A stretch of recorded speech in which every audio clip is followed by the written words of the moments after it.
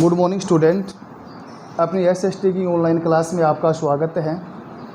देखिए बेटा, हम लोग अपने इतिहास का जो लेसन है इसमें बात कर रहे थे। आज नए टॉपिक में बात करेंगे हम लोग यूरोप में राष्ट्रवाद का उदय। यूरोप में राष्ट्रवाद का उदय क्यों हुआ? देखिए, राष्ट्रवाद शब्द का मतलब क्या होता है? राष्ट्रवाद शब्द का मतलब ये होता है, राष्ट्रवाद यानी व्यक्ति की वह भावना जो किसी देश के प्रति पूर्णतया समर्पित होती है। क्या कहलाता है? राष्ट्रवाद कहलाता है। दोबारा सुनिए, व्यक्ति की वह भावना जो किसी भी राष्ट्र के प्रति पूर्णतया समर्पित होती है, क्या कहलाता है? राष्ट्रवाद कहलाता है। राष्ट्रवाद में सबसे पहले हम लोग और इंग्लैंड के बारे में पढ़ेंगे। इंग्लैंड में औद्योगिक क्रांति की शुरुआत क्यों हुई? इंग्लैंड में आज से कई वर्षों पहले, 400-500 वर्ष पहले, और इंग्लैंड में इस औद्योगिक क्रांति की शुरुआत क्यों हुई? इंग्लैंड में औद्योगिक क्रांति की शुरुआत होने का मुख्य कारण क्या है? देश तो और भी बहुत सारे देश थे, इन देशों में इंग्लैंड में ही औद्योगिक क्रांति की शुरुआत क्यों हुई? आप कहोगे सर, ये औद्योगिक क्रांति क्या शब्द का क्या मतलब है? औद्योगिक क्रांति शब्द का मतलब क्या होता है? औद्योगिक क्रांति शब्द का मतलब होता है कि बेरोजगार जनता को रोजगार उपलब्ध करवाना, या दूसरी बात, किसी भी देश का सामाजिक, आर्थिक, राजनीतिक, धार्मिक और सामाजिक विकास होना क्या कहलाता है? औद्योगिक क्रांति कहलाता है। अगर किसी भी देश में, अगर जहाँ पर ये उद्योग स्थापित होंगे, जहाँ पर ये कारखाने स्थापित होंगे, तो वह देश अपने आप और अपना क्या करेगा? सर्वांगीण विकास करेगा। सर्वांगीण विकास शब्द का मतलब होता है, यानी ऐसे विकास से होता है कि वह विकास जिसमें व्यक्ति का चारों ओर से विकास होता है। एक आर्थिक विकास नहीं होता है, इसमें सामाजिक विकास है, राजनीतिक विकास है, धार्मिक विकास है, यानी हर तरह से उनका क्या होना चाहिए? विकास होना चाहिए। औद्योगिक क्रांति की शुरुआत, आप लोगों को आपकी एग्जाम में और प्रश्न क्या पूछा जाएगा वो सुनिए। प्रश्न है, इंग्लैंड में औद्योगिक क्रांति की शुरुआत सबसे पहले क्यों हुई? या इंग्लैंड में औद्योगिक क्रांति की शुरुआत होने के मुख्य कारण क्या क्या थे?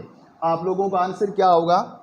इंग्लैंड में औद्योगिक क्रांति की शुरुआत होने का जो मुख्य कारण है यह है, देखिए, इंग्लैंड में ऐसी कौन कौन सी चीज़ें उपलब्ध थी, पर्याप्त थी, जिनकी वजह से औद्योगिक क्रांति की शुरुआत यूरोप में सबसे पहले कहाँ हुई? इंग्लैंड में हुई। तो सबसे पहले देखो, इसका पॉइंट है अपना, इंग्लैंड में औपनिवेशिक साम्राज्य का होना, या इसको आप लोग इस प्रकार भी लिख सकते हो, इंग्लैंड में औपनिवेशिक साम्राज्य का स्थापित होना। क्या होना? स्थापित होना। आप कहोगे ये औपनिवेशिक साम्राज्य क्या होता है? औपनिवेशिक साम्राज्य का मतलब ये होता है कि इंग्लैंड एक ऐसी जगह पर बसा हुआ देश है, यानी उस टाइम में प्रत्येक प्रकार की, यानी हर प्रकार की सुविधाएं कहाँ थी? इंग्लैंड में थी। और इंग्लैंड में होने की वजह से औद्योगिक क्रांति की शुरुआत सबसे पहले कहाँ हुई? इंग्लैंड में हुई। औद्योगिक क्रांति जहाँ पर शुरू की जाती है वहाँ पर हर प्रकार की और क्या होनी चाहिए? हर प्रकार की सुविधाओं का होना ज़रूरी होता है। तो ये सुविधाएं कहाँ थी? इंग्लैंड में थी। दूसरा पॉइंट है इसका, पूंजी की उपलब्धता। इंग्लैंड देश यानी ब्रिटेन जिसको हम लोग कह सकते हैं या अंग्रेज जिसको हम लोग कह सकते हैं, अपने भारत देश में एक लंबे समय तक जिन्होंने 200 वर्षों की लंबी पारी अपने देश में इस अंग्रेज़ों ने खेली और अंग्रेज़ों ने यहाँ की जो धन संपदा थी, इस धन संपदा को लूट करके वो कहाँ ले गए, अपने देश में ले गए। इसलिए उद्योग जहाँ पर शुरुआत किए जाते हैं, यानी जहाँ पर कारखाने स्थापित किए जाते हैं, वहाँ पर शुरुआत किसकी होनी, वहाँ पर किस प्रकार की सुविधाएं होनी चाहिए, यानी पैसे की आवश्यकता होती है, पूंजी की आवश्यकता होती है। तो ये पूंजी की उपलब्धता कहाँ थी, इंग्लैंड में थी।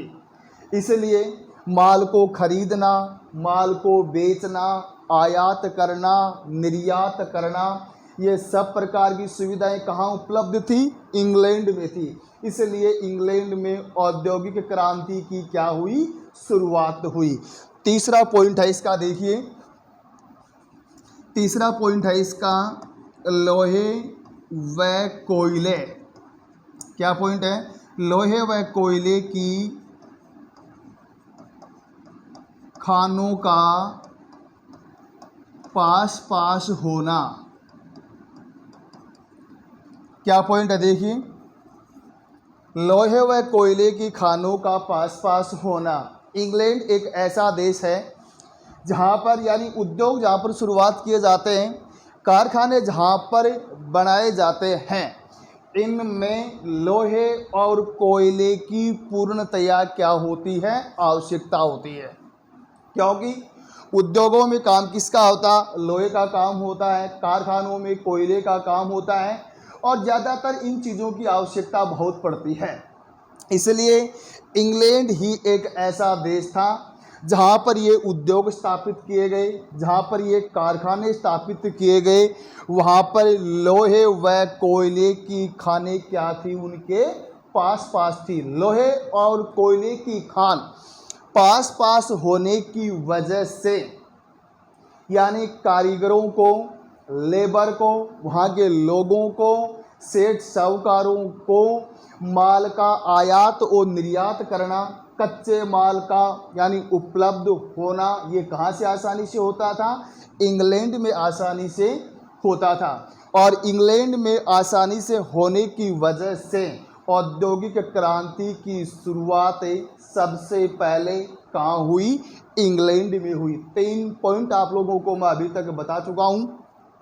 इंग्लैंड में औपनिवेशिक साम्राज्य का स्थापित होना, पूंजी की उपलब्धता होना, लोहे व कोयले की खानों का क्या होना, पास पास होना। और चौथा पॉइंट है इसका, देखिए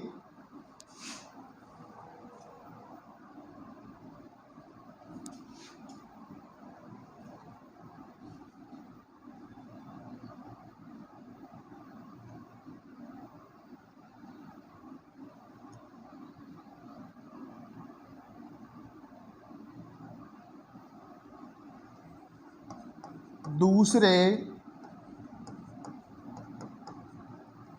देशों के आक्रमण के भय से मुक्त है। कहने का मतलब इसका ये है, इंग्लैंड ही एक ऐसा देश था, आज था क्या, आज भी है। इंग्लैंड इस देश में, इसके चारों ओर ये देखो समुद्र है, ऐसी जगह पर बसा हुआ है जिसके चारों ओर क्या है, समुद्र है, यानी पानी पानी है। इसलिए दूसरे देशों का और वहाँ पर आक्रमण संभव नहीं है। और आक्रमण जहाँ पर संभव नहीं है, इसलिए वहाँ पर आयात और निर्यात आसानी से किया जा सकता है। कहने का मतलब इस पॉइंट को आप लोग यूँ समझिए, इंग्लैंड जो देश है वहाँ पर औद्योगिक क्रांति सफल इसलिए हुई क्योंकि ये समुद्र के किनारे के ऊपर बसा हुआ है, इसलिए विदेशी आक्रमण का किसी प्रकार से कोई भय नहीं है। इसलिए अपने जो आयात और निर्यात, कच्चा माल उपलब्ध करवाना, ये सब प्रकार की सुविधाएं कहाँ उपलब्ध थी, इंग्लैंड में उपलब्ध थी। ये सब प्रकार की सुविधाएं होने की वजह से इंग्लैंड में औद्योगिक क्रांति की शुरुआत हुई। आप लोग सुनिए, दोबारा सुनिए। देखिए, अभी आप लोगों को मैं एक प्रश्न तैयार करवा दिया है कि औद्योगिक क्रांति की शुरुआत सर्वप्रथम इंग्लैंड में क्यों हुई। औद्योगिक क्रांति की शुरुआत सबसे पहले इंग्लैंड में इसलिए हुई क्योंकि ये सब प्रकार की सुविधाएं और इंग्लैंड में उपलब्ध थी। आप कहोगे सर कौन कौन सी सुविधाएं उपलब्ध थी। देखिए बेटा, पहला पॉइंट आप लोगों को याद करना है, इंग्लैंड, ये आप लोगों को मैं पहले भेज चुका हूँ ये चीज़ें नोट्स में। इंग्लैंड में औपनिवेशिक साम्राज्य का स्थापित होना, या औपनिवेशिक साम्राज्य होना, औपनिवेशिक साम्राज्य होना कहने का मतलब हर प्रकार की सुविधाएं उपलब्ध होना, कच्चे माल उपलब्ध करवाना, आयात और निर्यात जैसी व्यवस्थाएं होना। दूसरा पॉइंट है पूंजी की उपलब्धता होना। इंग्लैंड साधन संपन्न देश है, इसलिए इसमें किसी प्रकार के साधन, यानी साधन का जहाँ पर अभाव होता है वहाँ पर उद्योग स्थापित नहीं हो सकते, इसलिए इंग्लैंड में इसी प्रकार की कोई समस्या नहीं है। हर प्रकार की सुविधाएं वहाँ पर हैं। पूंजी की उपलब्धता है, पूंजी की उपलब्धता होने की वजह से ही और इंग्लैंड में औद्योगिक क्रांति की शुरुआत हुई। तीसरा पॉइंट है लोहे व कोयले की खानों का पास होना। इंग्लैंड में यानी कारखानों को कारखाने जहाँ पर स्थापित करने के लिए, उद्योग स्थापित करने के लिए और लोहे और कोयले की आवश्यकता होती है, इसलिए इंग्लैंड के पास, इंग्लैंड जो देश है वहाँ पर लोहे और कोयले की बहुत बड़ी बड़ी खानें हैं, इसलिए वहाँ पर ये जो कच्चा माल है इसको आसानी से उपलब्ध हो जाता था। इसलिए इंग्लैंड में औद्योगिक क्रांति की और क्या हुई, शुरुआत हुई। अगला पॉइंट है दूसरे देशों के आक्रमण के भय से मुक्त। कहने का मतलब मेरा ये है, दूसरे देशों के आक्रमण के भय से मुक्त का मतलब मेरा ये है कि इंग्लैंड जो देश है ये समुद्र के किनारे पर बसा हुआ है, इसलिए जो विदेशी जो आक्रमण है ये इसके ऊपर कतई नहीं हो सकते। यहाँ पर जो आयात और निर्यात, यहाँ पर बड़ी बड़ी मशीनों के द्वारा कार्य किया जाता है क्योंकि साधन संपन्न देश है और इसके किसी प्रकार यानी आक्रमण किसी प्रकार का कोई भय नहीं है, इसलिए फरी स्वतंत्र होकर के और इन देश में और औद्योगिक क्रांति की क्या की गई, शुरुआत की गई। अगला जो पॉइंट है अपना, अब ये आप लोगों को मैं नेक्स्ट क्लास में पढ़ाऊंगा। थैंक यू, धन्यवाद, जय हिंद, जय भारत।